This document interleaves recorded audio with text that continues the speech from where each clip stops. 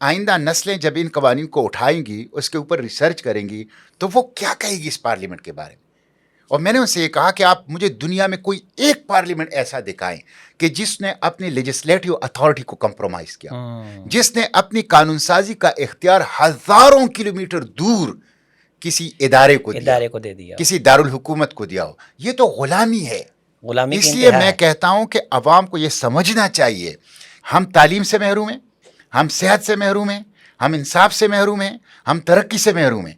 ہم یہ اس لیے محروم نہیں ہے کہ ہمارے پاس وسائل نہیں ہیں، وسائل بسیار ہیں، وسائل کا کوئی شمار نہیں ہے۔ وَإِن تَعُدُّوا نِعْمَتَ اللَّهِ لَا تُحْصُوهَا، اتنی زیادہ نعمتیں ہماری پہاڑوں، ہماری صحراؤں، ہماری زمینوں کے اندر ہیں، ہماری لوگوں کے اندر 22 کروڑ 71% بلو 30 years. Pakistan is one of the youngest nation of the world. اتنی بڑی تعداد میں باصلاحیت نوجوان، غیر معمولی صلاحیت۔ پاکستان کا مزدور دنیا کا سب سے چیپ اور سب سے محنت کش مزدور ہے۔